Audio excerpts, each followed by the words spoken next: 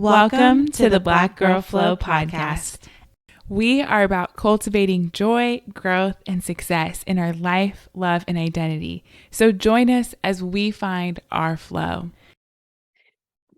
Hey, everybody. Welcome back to the Black Girl Flow podcast. This is an extremely anticipated episode because we are joined by the incredible guest, Ash Johns. And this episode, y'all, just in the conversation we've been having before, I just know it's going to be a good one. So yeah, everyone knows I get geeked when we have guests. So I hope everybody is just bringing in a little bit of that anticipatory energy of like, ooh, what is in store? What could they be so excited about? Especially as we're coming to a close in May. And I feel like that's the same energy we hold when we're like, ooh, what's the summer going to bring? So I'm just leaning full force into that kind of giddy kid. It's summertime, even though I got adult responsibilities over this summertime. So Ash, thank you just so much for joining us for this conversation. Thank you both for having me. It feels like a long time coming, but like totally on time. Yes. Everything in its due time. Couldn't agree more. And so, Ash, we just have to intro you in the way that we always do for the Black Girl Flow community, which is before we dive into the ooey gooey conversation, just do a quick pulse check of how you're entering into the space. This could be just the vibes, the energy, how you're mentally, physically doing. Liv, I'll kick it off to you, and then you want to pass it to Ash, and then I'll close this out. Yeah, of course. So my pulse check, I am really excited because I will be traveling to Atlanta, my hometown, within the next couple of weeks or actually days to celebrate family. My brother's finally having his graduation ceremony. So it'll be really nice being back home, being able to celebrate family. I love a good, quality time, like good quality time with my family. So I'm really excited about that.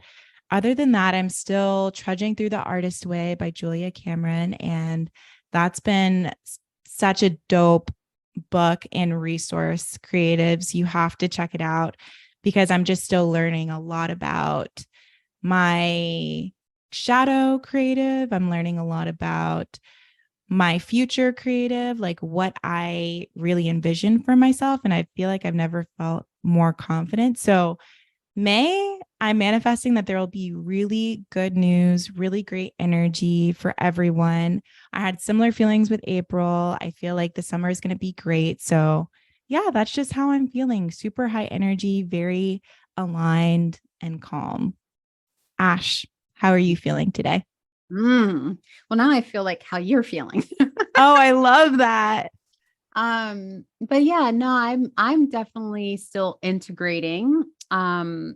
That's just transformational shedding, another round of rebirth energy that we've all been moving through with the eclipse energy that we just had moving from April into May. And so I see a lot of dissolving and resolution and like sprouts and new opportunity and courageous, compassionate moves in every aspect of my life and my personal relationships and my abundance and wealth relationships and my home relationship and my business, my relationship with my business and services. And so there's this feeling of like anticipatory, like you want to hurry up, but you can't yet. It's not quite time to push and birth, but you feel that rumbling and like it's finally starting to come alive. And it's been quite a journey. So I'm going to trust that process and kind of ride the waves. But yes, and I will share that I used the language before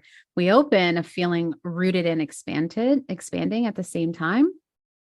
And so I am here recording this episode in like my second staycation location because I'm all about moving to environments that support my becoming.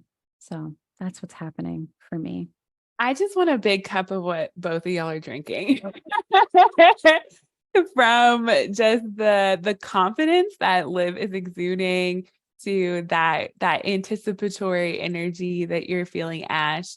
I similarly feel very grounded and aligned with a release of what is to come next. Like I have no clarity in my life that I did 5 months ago, where I was like very nervous and like anxious about what was next. I still don't know what's next, but I feel really good. Like I feel really, really good. And like many of you all know, I'm in Texas right now, helping out my family while my parents are away, and it's really a gift to them in a lot of ways. To my sister has special needs, and I'm helping assist with that. And my mom has this beautiful garden in her backyard that she's been curating, and it is a culmination of just everything, all of her desires that she's hoped, and kind of a gift back for all the sacrifice she's given our family. So tending to her garden and her daughter is like the biggest privilege. And I was in her garden yesterday cleaning up all the weeds, and I couldn't have had a better attitude about it. I was like, this is so much fun. I was like, as a child, I would be kicking and screaming, but getting to tend to another woman's garden as an act of love, I was elated. And I was like, I am just going to ride this to the bank and cash out, because this is good for the soul. And that's just the energy I'm coming in right now, really grateful and feeling very grounded and rested. And I have not felt like this, folks, in a long time. So I'm just feeling very peaceful, and I worked hard for that. So I think we're thriving, ladies. Lexi's getting her groove back. You know, like Stella got her groove back, that movie. Like that's the theme. That's the theme. I love that for all of us. I totally vibed with like the feeling of a rite of passage. Like what an initiation, like woman to woman, like mother to elder daughter. Like yum. Wow. Beautiful. Right. And I feel like if we don't slow down, sometimes we miss that opportunity. And, you know, it's always interesting because people, and I think we'll get into this in the conversation too, Ash, of like, people don't always have to be physically there for us to get those lessons and that support. And I think that's why I'm so excited for this conversation. So I know Liv is really going to kind of ground us into that space. So I'll pass it to her for that. Yes, I'm so excited for us to jump into this conversation, Ash, because very rarely do we get the opportunity to talk to other Black women in the spiritual healing space. And, you know, when I heard that you used to work in advertising, I was like, oh my gosh, that's me right now. Like I'm in advertising. And I feel like your journey is just really unique and beautiful. And so for those that have no idea what ancestral healing is and your journey into getting into this work, would you mind just breaking it down for our listeners? Yeah. And let me break it down. Oh my God, this is so exciting. But like, let me break it down on 2 levels. Okay. So I'm going to just say that so our minds can wrap around where I'm going to take us. So level 1 is ancestral healing is anything that is going to bring you into remembrance, connection, appreciation. Like reverence for where you come from, right? And who you are. And you can do that many different ways, from traveling to lands and researching and doing family trees, or spending time together, or doing family therapy, or cooking foods, or music, like all these different things. They can be very healing to our roots and who we come from. And then, and also in other spiritual ways, right? Like it can also be speaking with someone who has that kind of gift, or even any other spiritual practices, and you get a message that comes through from your folks. And we'll even add in the sciences, DNA, you know, checking where your genes are doing and where your mitochondrial DNA is located in the planet. Like all of that can be healing for your lineage and for your life, right? Ancestral healing. However, level 2, what I do is teach us, particularly Black women, but women and women from all over the world, because I work with everyone, but particularly us, because it's a very interesting journey, is I show and teach us and guide us into having a relationship with our ancestors directly, not through a medium, not through a guide, not through a teacher, not through, you know, items or tarot cards and all these things. Like it's your birthright to be able to connect with your people. And furthermore, to heal reoccurring patterns that are creating generational experiences that manifest into different things in your life with your ancestors, right? Because everything we have learned, everything we've been taught comes from our parents, which came from their parents, which came from their parents, which came. And those experiences from people who came before us created this culture. And so here we are often on this pursuit of freedom and self-actualization and knowing who we are and crafting the lives that we want and soft woman life and all these things. And we're wondering why it's so hard to trust or be vulnerable and open up.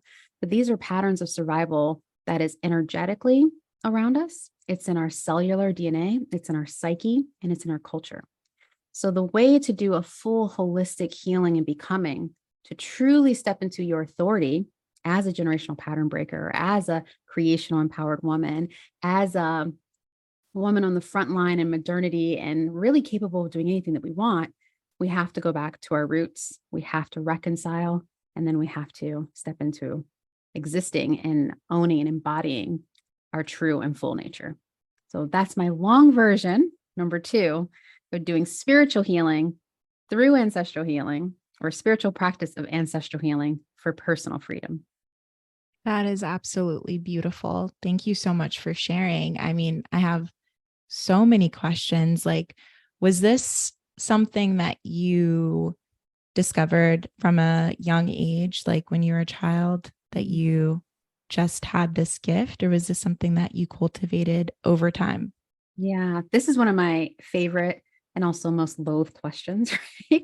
Because the truth is, it doesn't matter what we do in our lives and what our occupations or businesses are, all of it is adding up, right? It's never one moment, or like people are like, what's your breakthrough? Like, what's the moment that you developed this? And I'm like, my whole life did, and my past lives, and who my people are, But it was a culmination of a couple things. One, I've always been very sensitive spiritually. Like, I grew up in a Black church, like speaking in tongues, seeing the Holy Ghost, like all these things. And so I was very aware of spirit and the power of God and how energy moves and entities and things like that.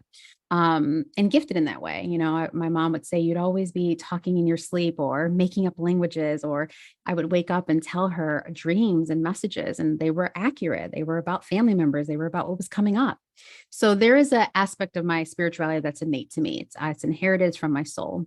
But then it was through my searching, because I pushed all of my spirituality away, as most of us do in our teens and 20s. And as you were saying, Liv, I'm working in New York City at an ad agency, and I was really exploring how the mind works and how hypnotherapy and psychosis and all these different neuroses and psychological understandings and behaviors informs how we do advertising and marketing. And I had a creative director who pulled me aside.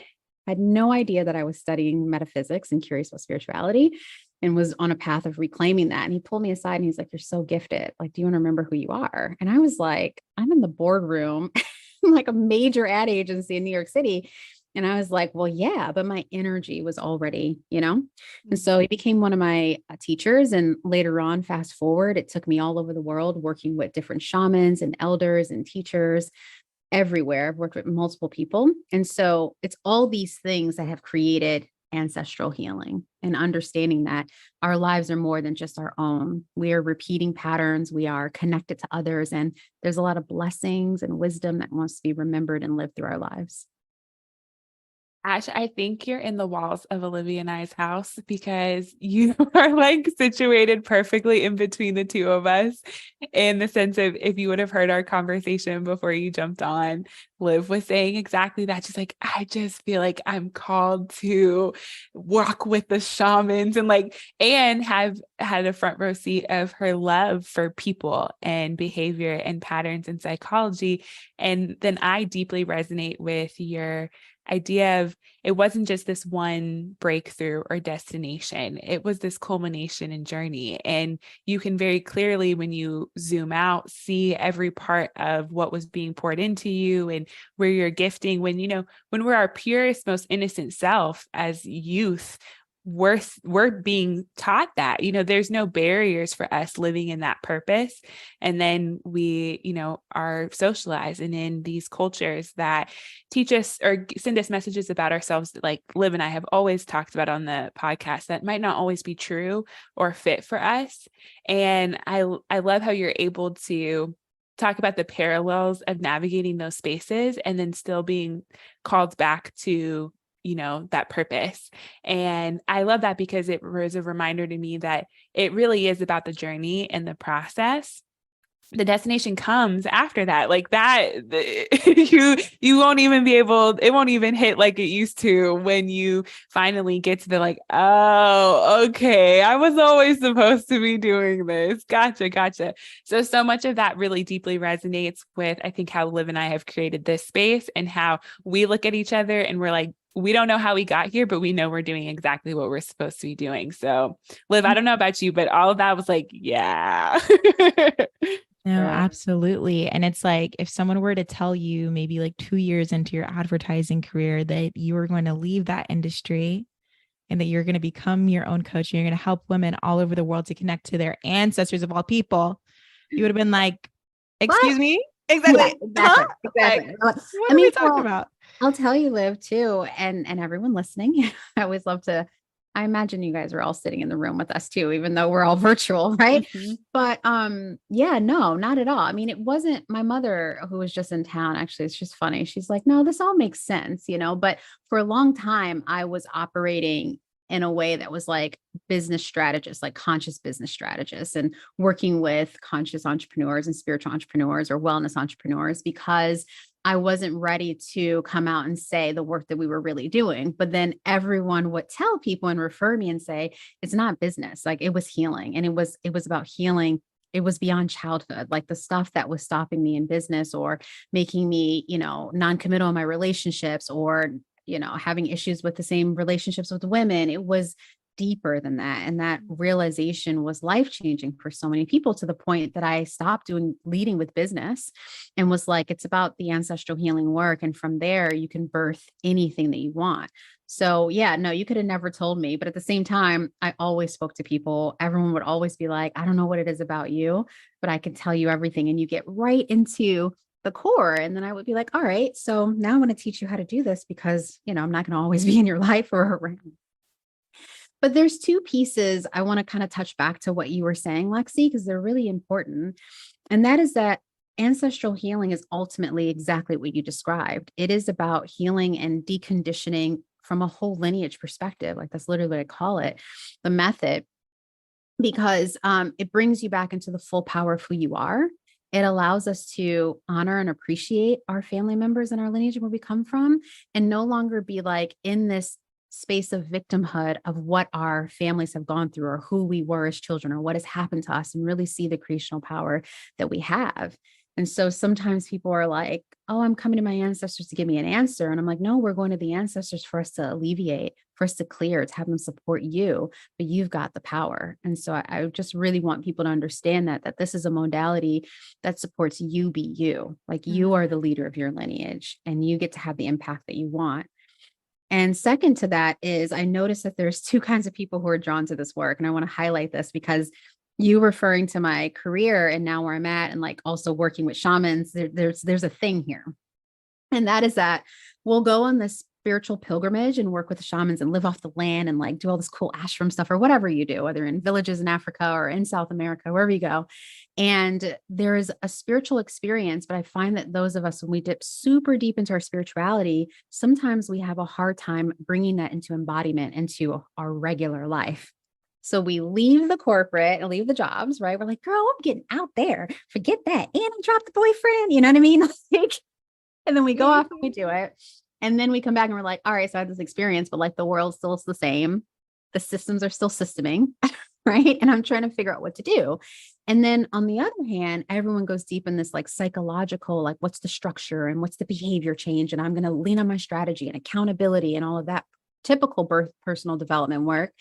And yet are disconnected from the spiritual aspect of it, that you can do all this work and yet the deeper wounds are so embedded. They're unconscious to you, even though they're consciously playing out very physically in your life.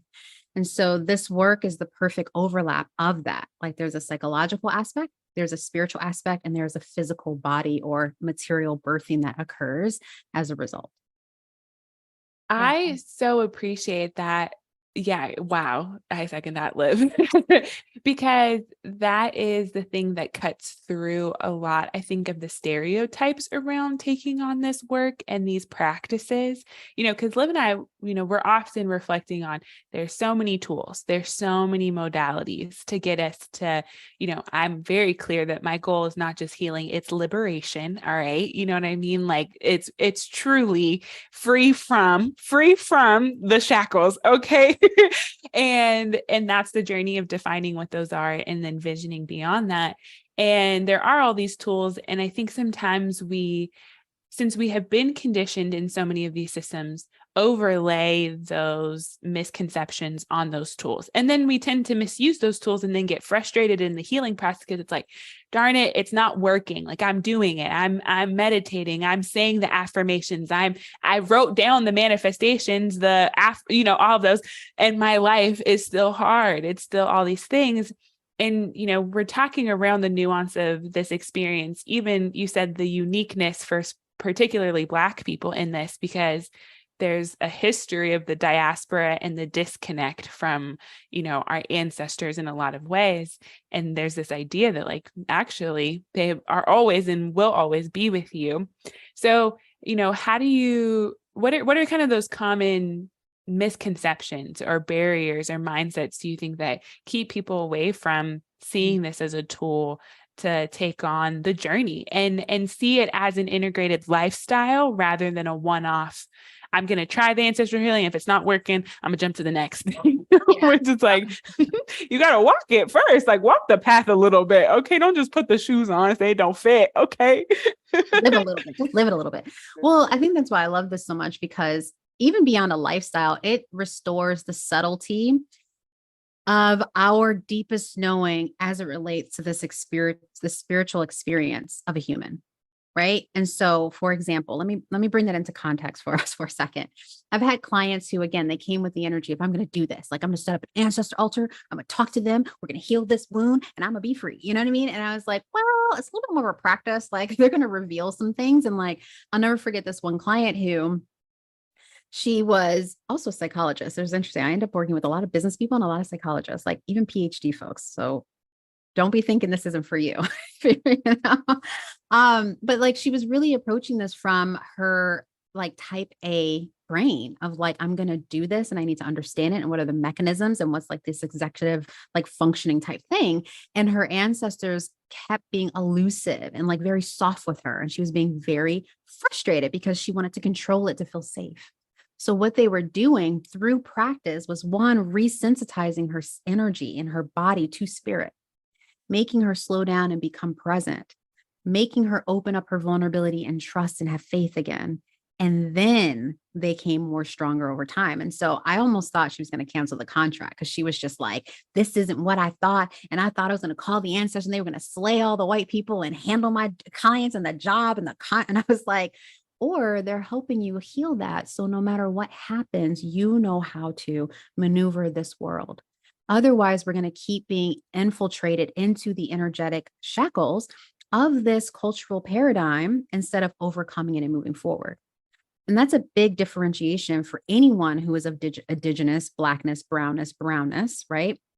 Of this world, because if we don't ever transmute and dissolve and return to our original energetic state, we're never going to experience true liberation. It's not about calling on the ancestors for wrath and reparations, which we all want these reparations part. I don't really care about wrath. Everyone's going to get what they need to get and how they need to get it. That's not my concern.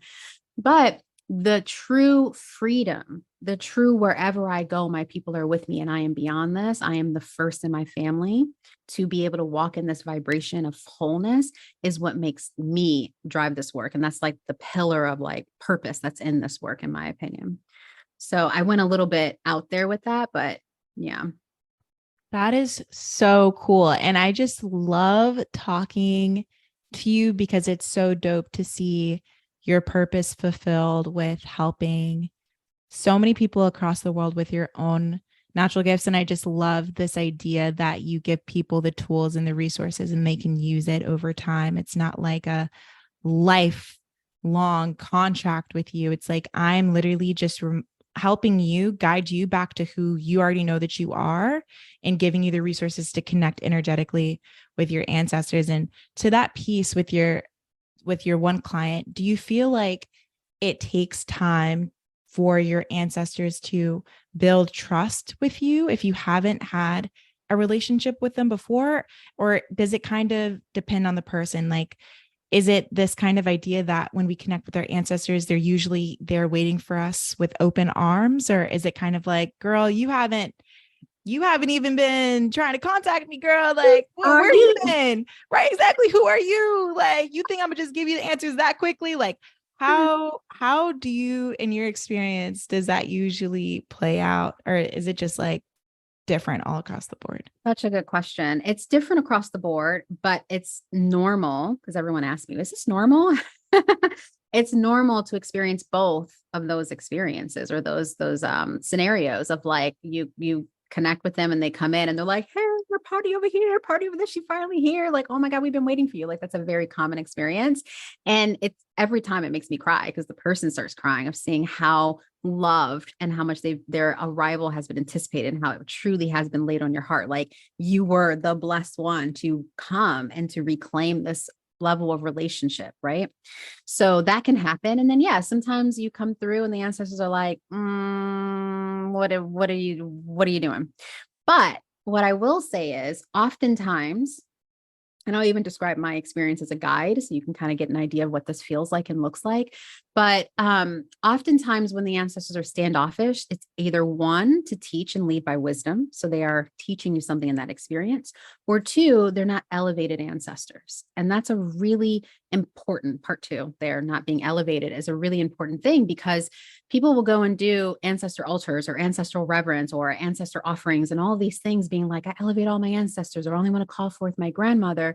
But those might not be the most loving, the most restful, the most elevated, the most like evolved, the most have rested and let go of their worldly experiences. So you're essentially calling in energy that hasn't transmuted, it hasn't rested. So whatever that person experienced in their lived life, however they transition, sometimes that's how they are in death. Right. So if I'm looking on, for example, a pattern, and this is a real life example of my own, looking at my lack of commitment, which clearly that's changed, but my lack of commitment with men in the past, I had to look in my maternal lineage like, oh my goodness, all of the women actually had this issue, even though it looked different. We were avoiding full and true open-hearted commitment.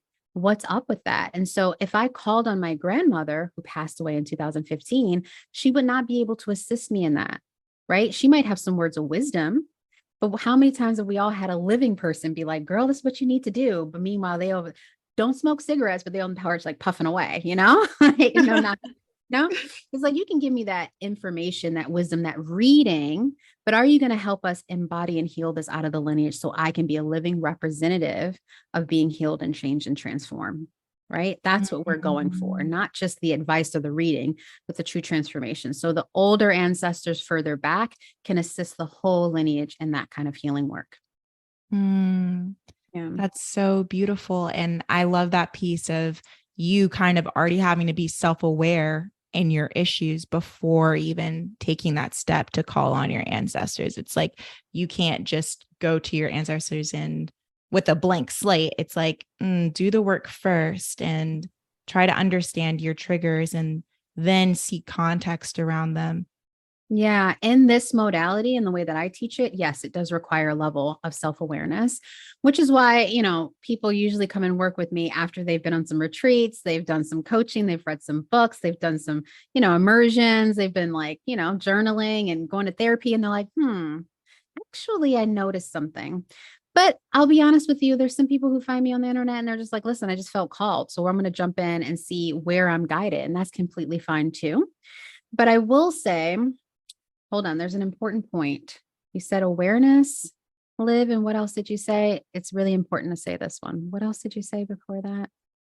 Self-awareness. Oh, the answer? No, it's not that. See if you can repeat back what you said to me.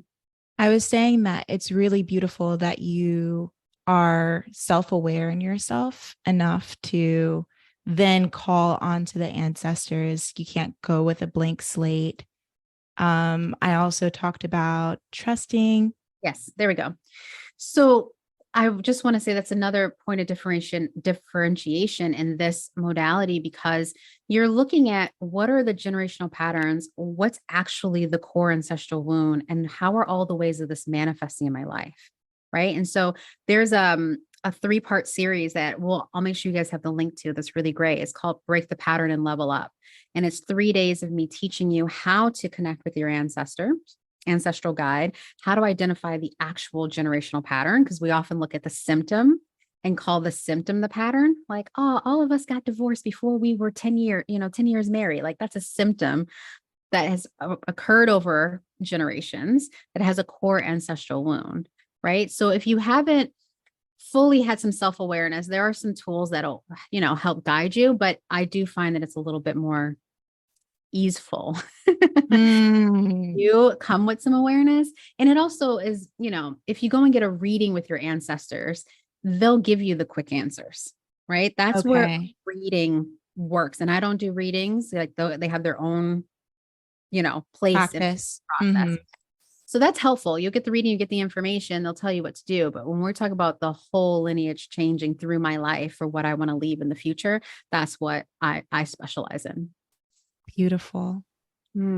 I love that, because it's opening ourselves to enter into this conversation with non-judgment too. Some people might be listening to me like, this is the most woo-woo episode I've ever heard Liv and Lex talk about. And we're like, and that's okay. Let's be non-judgmental in that, in building the community that we're so rooted and committed to, that is living in alignment, that is focused on building community that will sustain our liberation past these very structural components of our culture. We want to make sure everybody has the tools, and that if this episode is landing, I loved, because even before we got started, Ash offered us, like, let's lean into the discomfort. And y'all know Liv and I have been talking about that. That's where our growing edge is, and to be curious and non-judgmental to this conversation, because it probably is stoking things in our spirit and energy that we might not have felt. Like, when I talk about, spiritual things, tend to get really tingly all over my body, which is a very somatic response, because your girl's got work to do. Okay. You know what I mean? And that's my journey. And this is very vulnerable for a lot of people.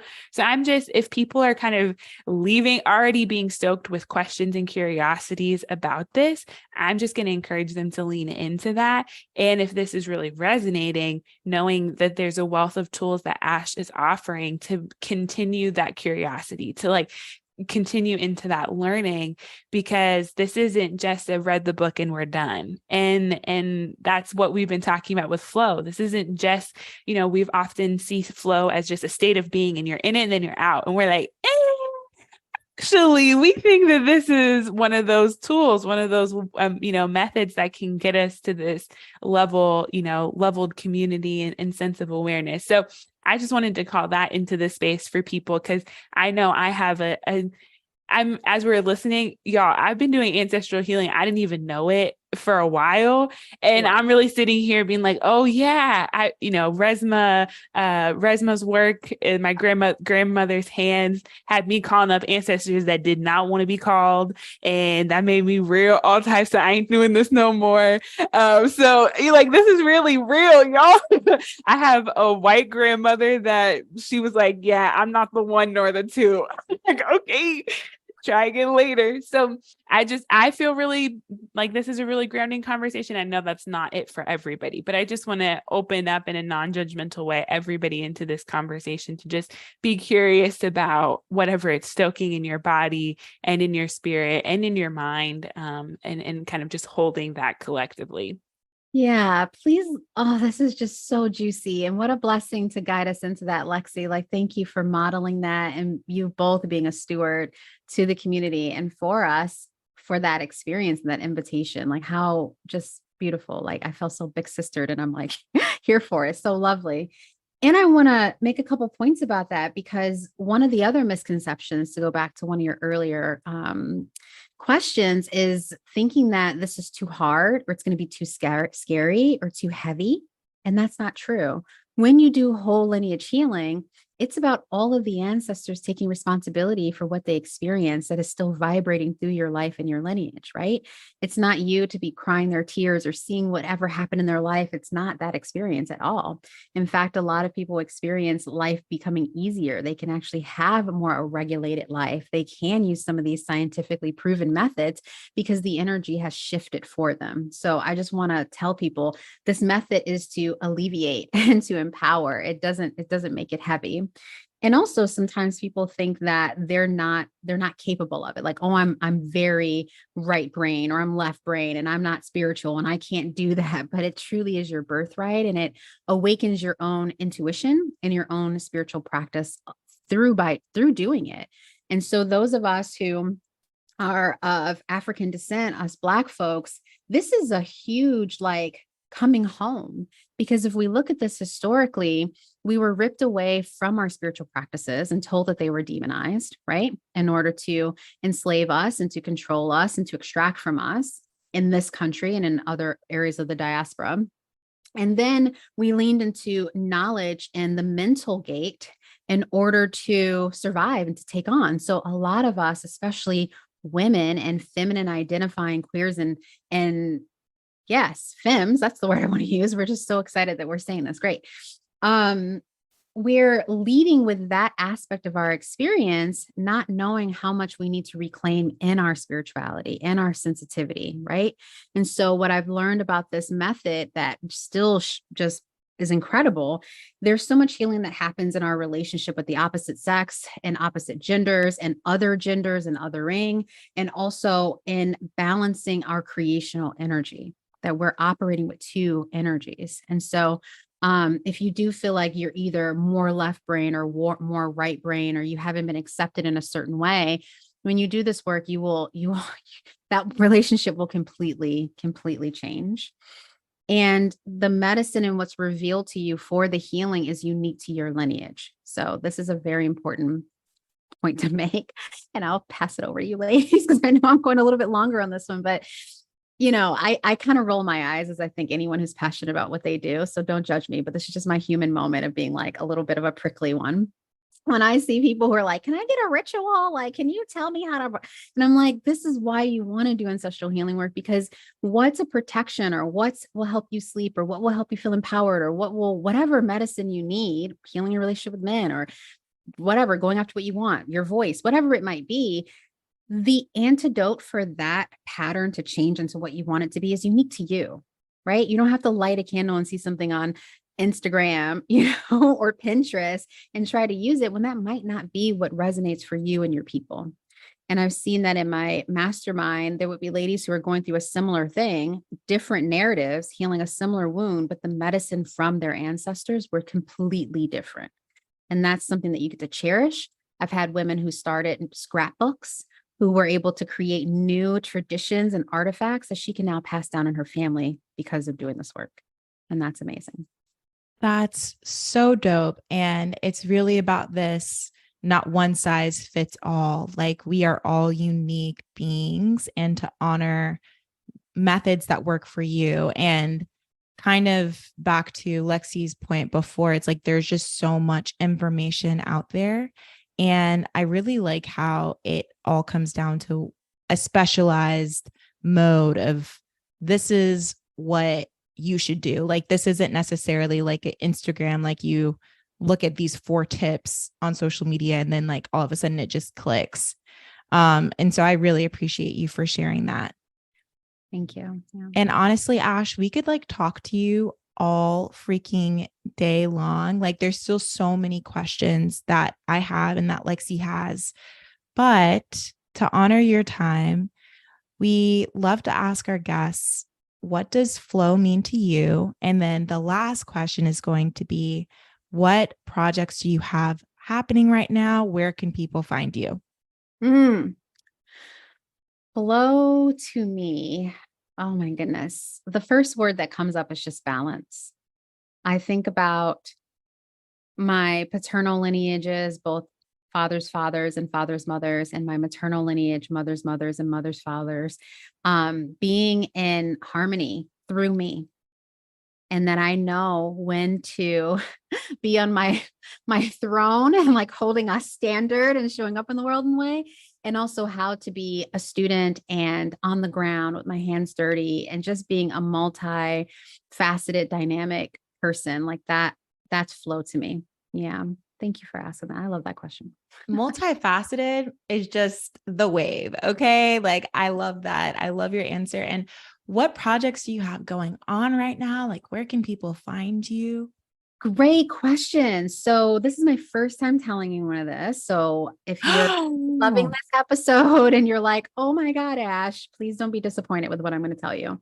This work is changing. And so I'm actually putting all of my work from 2017 to 2023, this first quarter, all on sale in a vault. So if this work calls you, I am recording some supplemental pieces so that you can come and explore and do this work at a pace that works for you and still have a community to ask questions. So if you're interested in that, make sure you definitely get on my email list and have access to it, because I'm evolving and there's some new things that Spirit in my heart wants to bring to the world. But if you're interested in joining and exploring ancestral healing right away, Ancestral Healing Space membership is for you. It's the beta version of the thing that I just described. So it's a nice intimate community. You can come month to month and just explore this and be in community and be witnessed and loved up on and all that good stuff. So all the other projects are TBD. You'll see them unrolling, but you're seeing your girl in evolution right now. I am obsessed and I am going to check out the membership as well. Like, this has been so educational. You have such a calming energy and you have such a healing energy. So thank you so much for bringing that into this space. And we're just so grateful that we get to share you with our community. Thank you both for having me and just being so generous with your time and your questions and making me feel so at home. I feel so connected to you too. And I'm sending love to everyone who's listening, who finds this. May you continue to be a blessing in your lineage through your life.